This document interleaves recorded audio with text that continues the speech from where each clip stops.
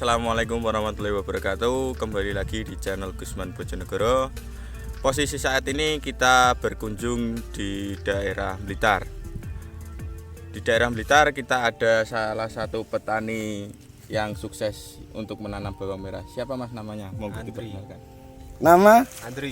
Andri sopo leh mosok kur cekak Andri. Nama Andri Hardianto. Andri Hardianto, alamat Desa Kunir, Kecamatan Wonodadi, Kabupaten Blitar.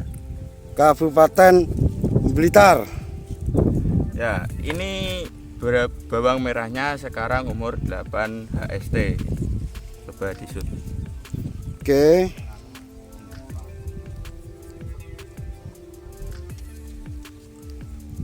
Oke, pertanyaan saya kepada Mas Andri, sudah berapa kali tanam bawang merah? Kalau nggak salah sekitar 16-17. 16-17. Nek suarane gak banter tak dendo karo-karone. 16-17. Apakah di daerah sini tetap pakai mulsa, Mas? Tetap, Mas. Kelebihan mulsa di sini itu apa? Mengurangi gulma. Mengurangi gulma. Gulmanya apa tuh Mas? Critakno to. Suket. Suket itu apa Mas? Suket niku ya gulma. Rumput. Rumput. Ya. Oke, lanjut. Kalau tidak dipakai mulsa itu kenapa, Mas? Apakah tidak bisa panen atau Terlalu banyak biaya untuk membersihkan rumput, Mas. Terlalu banyak biaya membersihkan rumput. Ya. Ini yang ditanam, ini bibit umur berapa, Mas? Bibit umur 4 bulan. 4 bulan. Ini bibitnya sendiri. Iya, bibit sendiri. Jenisnya Tajuk. tajuk. Oke, kita kedatangan satu teman lagi dari Blitar juga. Namanya siapa, Mas? Hadi. Mas Hadi. Mas Hadi mosok cekak Hadi. Samsul Hadi. Samsul Hadi, desa Kunir, Kecamatan Wonodadi, Kabupaten Blitar. Gak banter tak denda. Takoke Mas Hadi kae wis nandur apa? Sudah tanam bawang merah, Mas? Sudah berapa kali? 2 kali. 2 kali. Sekarang ada tanamannya di sawah? Tanaman ada. Umur? Baru 3 hari. Oke, di sini Mas Andri akan menjelaskan bagaimana cara tanam dengan mulsa dari pengolahan lahan sampai pemupukan dan pasca panen. Monggo, Mas. Pengolahan lahan dicangkul buat bedengan. Lalu sebari pudas, kapur. Habis itu ditutup mulsa, disirat, lalu icer. Icer itu tanam. Juragan G. Terus untuk proses pemupukan menggunakan gejek. Tugal. Ya, Iya Mas, Diva tugal ya? Ya, tugal. Tugal alias digejek. Iya. Seperti ini. Ya. Lubang yang paling kecil. Lubang paling kecil. Ya, itu tangannya Mas Andri. Tanamannya berapa HST? Tanaman umur 8 HST. Sudah dipupuk? Belum. Itu yang kuning-kuning pakai apa? Itu pakai cat minyak. Cat minyak tujuannya untuk apa? Untuk mengurangi hama kaper. Untuk mengurangi ngengat atau kaper. Ini benih berapa kilo? Ini benih 40 kilo. 40 kilo berarti benih kecil ya? Iya. Ya. Iya. Benih 40, pupuk 40 kilo. Iya.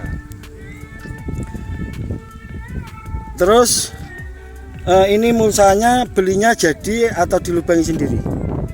Mulsanya beli terus yang lubangi teman. Berarti dilubangi sendiri Ya. langsung di lahan atau enggak? Enggak. Di pabrikan. Oh, di pabrikan. Berarti pesen. Pesen. Inden. Inden. Jarak tanamnya berapa ini? Jarak tanam 13-18. Jarak tanam 13 18. 18. Rencana pemupukan umur 10 HST. Rencana pemupukan umur 10 HST. Pemupukan pertama pakai 16-16 sama grower. Pupuk pertama langsung pakai 16-16 dan grower. Nah, sebentar, menurut sampean gimana? Pertama langsung pakai grower. Enggak, kalau saya itu pertama tetap kita cenderung ke pertumbuhan, Pak. Pertumbuhan kita bisa pakai N, nitrogen yang kandungannya tinggi seperti urea atau ZA amonium sulfat.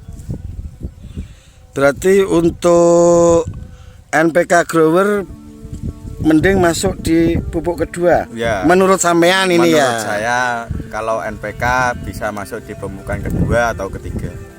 Bukan berarti sampean salah. Maksudnya Mas Diva senangnya seperti itu. Nek sampean mau pakai NPK 16-16 sama NPK grower, monggo. Kita itu belajar bareng dan tidak pernah menyalahkan versi yang lain. Oke? Oke. Enaknya di situ. Jadi model seperti ini kalau saya datang ke sini bukan berarti saya ingin menggurui sama Mas Diva ingin menggurui, enggak. Kita belajar bareng. Jadi bisa jadi nanti saya dapat ilmu dari jenengan. Seperti itu ya Mas ya. Jadi santai saja. Menurut sampean Mas Diva, ini tanaman di 8 HST sudah tumbuh serempak, kira-kira kekurangannya apa? Jangan cari kelebihannya. Kita belajar bareng di sini. Di sini saya lihat tanamannya tumbuh dengan sangat baik. Tidak ada kekurangan, gulma di sini juga sangat terkendali. Untuk masalah penataan mulsa juga sangat rapi. Tidak ada masalah. Kalau dinilai berapa Mas? Kalau saya nilai 90 ini. 90. Dapat nilai 90 Mas. Terima kasih Mas Dipa. Oke, kalau saya pribadi Mas ya, ini tanaman tumbuh masih dibilang kurang tegak Mas ya. Jadi kalau bisa nanti fosfatnya ditinggikan. Jadi, tujuannya fosfat kita tinggikan biar batang kuat dan tidak gampang terserang penyakit. Dan untuk pupuk pertama kita pakai NPK 16-16 sudah benar karena juga sudah ada kaliumnya. Tujuan kita kasih kalium supaya tanaman kita itu sudah punya antibodi. Tujuannya di situ. Tapi jangan sampai over. Mas siapa tadi ini? Mas Samsul Hadi. Jadi pupuk pertama itu tetap butuh kalium ya Mas ya. Jadi terkadang ada petani tanamannya terlalu subur, dia menggenjot dengan pupuk N dan P jadi vigor, akhirnya gampang terserang jamur kalau ada hujan. Ada pertanyaan dari teman kemarin, apakah benar kalium bisa menghentikan pertumbuhan? Monggo Mas Diva, menurut Mas Diva. Untuk kalium bisa menghentikan pertumbuhan, iya kalau kalium itu over. Kalau kalium itu over. Ya Mas ya. Ya. Betul, kalau kalium itu over bisa menghentikan pertumbuhan. Jadi tanamannya sampai nanti terlihat subur Mas ya. Sampai kasih sedikit overdosis kalium. Jadi tanamannya sampai akan mandek. Bukan macet, mandek. Itu paling bagus saat perubahan fase. Saat perubahan fase itu dari vegetatif ke generatif, tanamannya sampai terlalu subur, sampai kasih kalium agak over.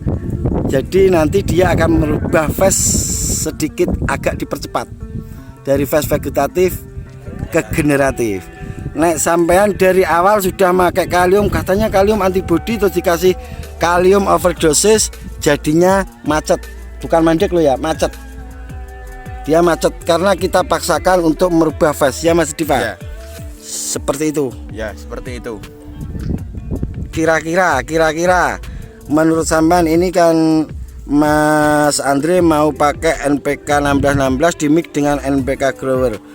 Menurut sampean ini jangan terfokus pada pemikiran Mas Andre. Menurut sampean sendiri dikasih NPK 1616 di mix dengan apa selain Grower? Kalau saya pemupukan pertama tetap pakai di nganjuk, saya tetap pakai urea, saya mix dengan NPK. Kemarin pemupukan pertama saya ureanya 30 kilo, saya mix dengan NPK-nya 10 kilo. Oke. Nanti rencana ini kan mau pakai NPK 1616 dan Grower Mas ya. Iya. Itu perbandingannya berapa? Perbandingan grower 5 kilo, NPK 16 15 kilo. 15 kilo banding 5 kilo masuk akal. Ya bisa jadi masuk akal. Kalau aku Oke. pribadi, iki aku ya Mas ya. Iya. Aku pakai NPK 1616, saya mix dengan fosfat, bisa Vertipos, bisa SP36. Kalau pemupukan 20 kilo berarti NPK 1616-nya 15 kilo, yang 5 kilo fosfat.